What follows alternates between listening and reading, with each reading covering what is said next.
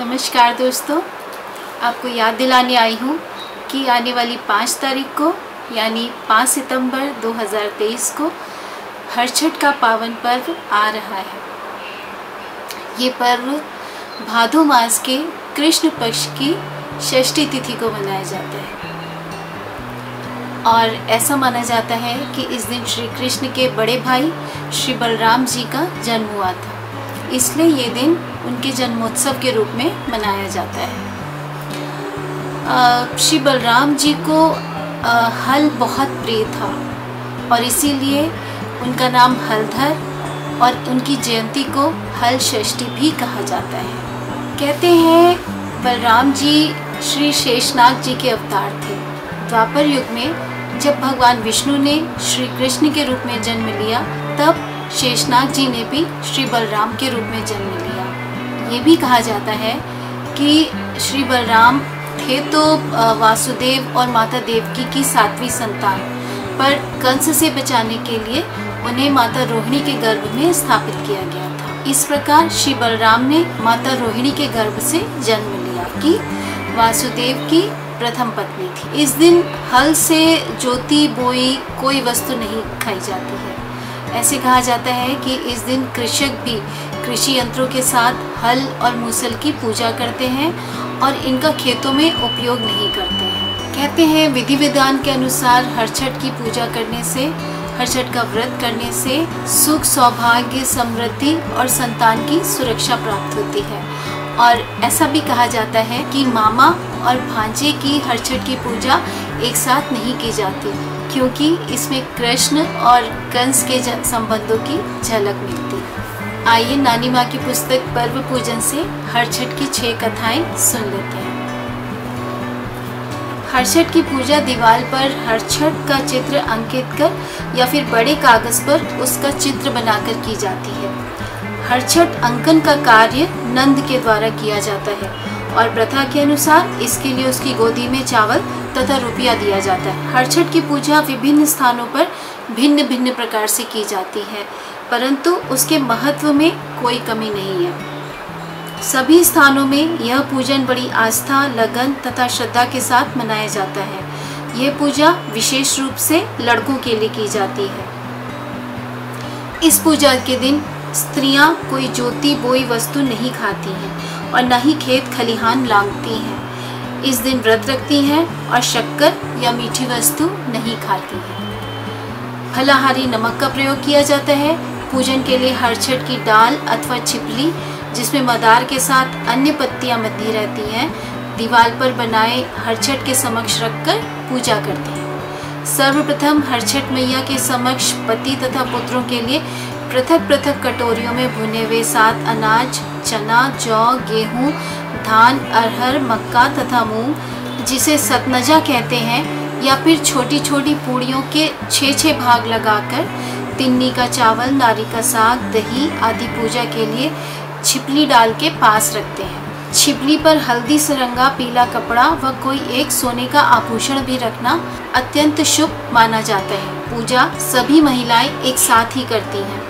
जल, अक्षत, सिंदूर, रोली, लाल चावल से बने पीठे से पूजा करने के पश्चात फूल चढ़ाती है। तिन्नी का चावल और चना चढ़ाने का विशेष महत्व माना जाता है। इन सभी वस्तुओं से पूजा करने के उपरांत हरछठ की 6 कथाएं कही व सुनी जाती है। तत्पश्चात सभी सुहाग लेती हैं तथा सभी के लिए सुख, समृद्धि, स्वास्थ्य व दीर्घायु की कामना करती हैं। अंत में बड़े व पूज्य जनों के चरण स्पर्श कर आशीर्वाद प्राप्त करती है। फिर नारी का साग, तिन्नी का चावल, दही, देसी घी व फलाहारी नमक के साथ मखाना खाती है। त्योहारों में हरछठ का एक विशिष्ट स्थान है। इसी कारण बेटे के विवाह में उसकी माँ के लिए हरछठ का सामान, साड़ियाँ, आभूषण, मिठाई आदि भेजना आवश्यक माना जाता है। इस प्रकार बहू के लड़का होने पर भी उसके घर से हरछठ की विशेष सामग्री तथा अन्य वस्तुएं भेजी जाती हैं। हरछठ की कथा। पहली कथा। एक ननद भावश थी। ननद ने बचपन में चींटियां बहुत मारी थी। चींटियों के अंडे बच्चे सभी को मार दिया था। बाद में ननद की शादी हुई। शादी के बाद बच्चे हुए मगर 5 बच्चे चींटियों ने उठा लिए। जब छठा बेटा हुआ तो उसने पंडितों से पूछा कि ऐसा क्यों होता है। तब पंडितों ने बताया कि चींटियां उससे नाराज हैं। ननद ने उनसे उपाय पूछा तो पंडितों ने बताया कि इस बार वह छठी की रात सौर गृह से बाहर घर के दरवाजे तक भोजन की थाली लगवा कर रखे। चींटियों का पेट खुशबूदार भोजन से भर जाएगा। बच्चा होने पर ननद ने ऐसे ही किया। छठी के दिन घर के बाहरी दरवाजे तक पत्तलों की लाइन लगवा दी।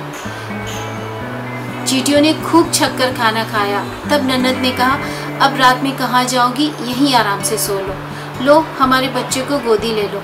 ननद ने बच्चे को उनकी गोद में दे दिया। ननद बच्चे को चिकोटी काटती जाती और बच्चा रोता जाता।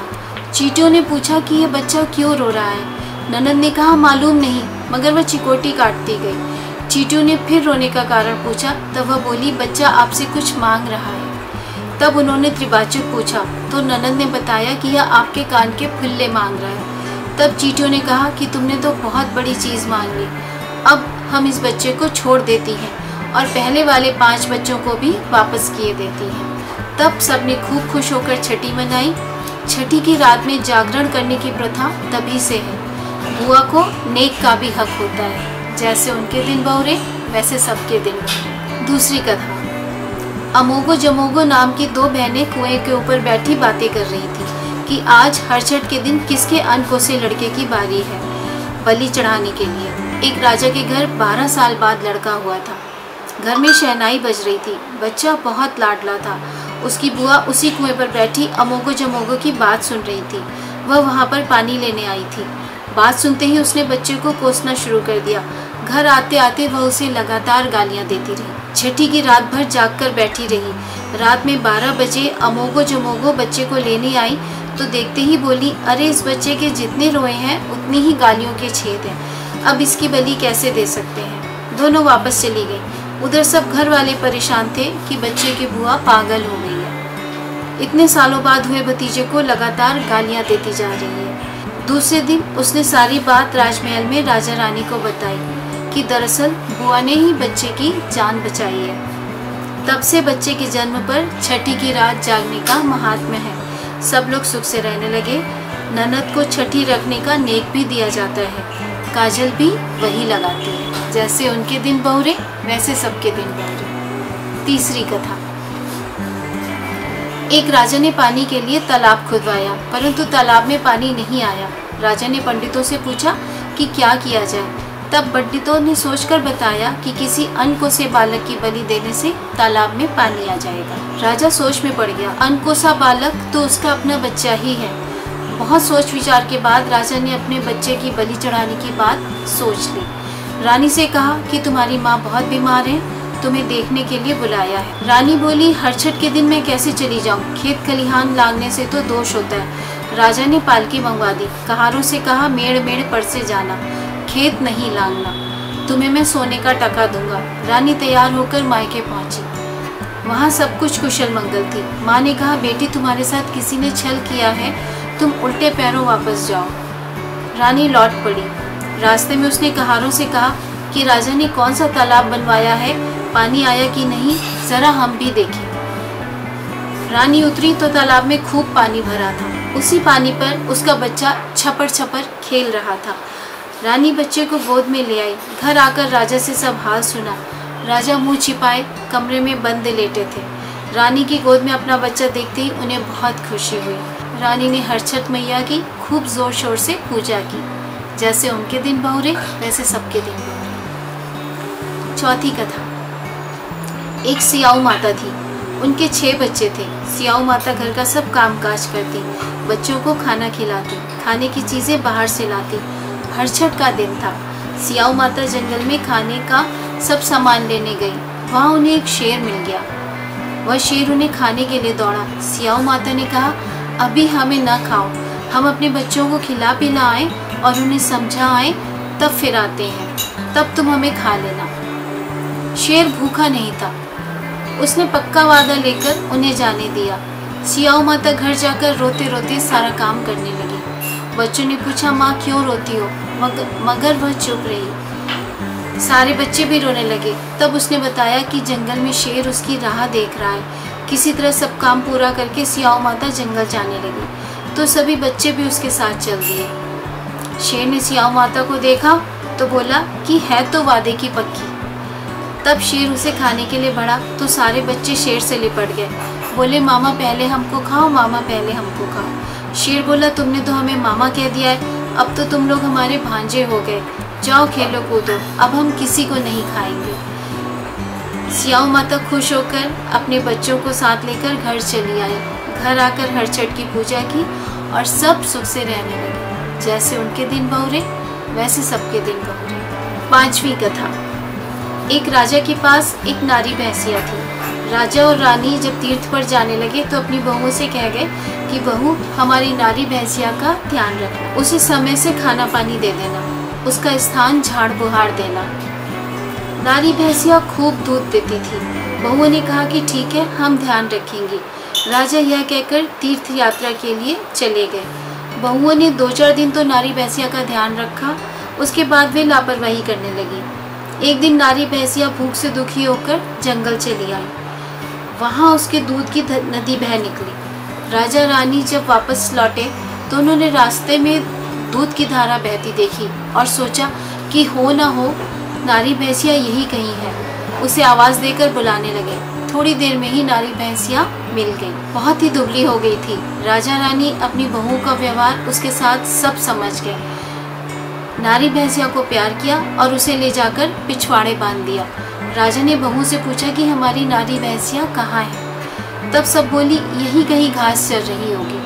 तब राजा ने उन्हें सारी बात बताई। नारी भैंसिया को उसके स्थान पर लाकर बांधा। बहुएं बहुत शर्मिंदा हुई। नारी भैंसिया के घर में आ जाने से सुख समृद्धि फिर से वापस आ गई और सभी लोग सुख शांति से रहने लगे। जैसे उनके दिन बहुरे वैसे सबके दिन बहुरे। 6ठी कथा।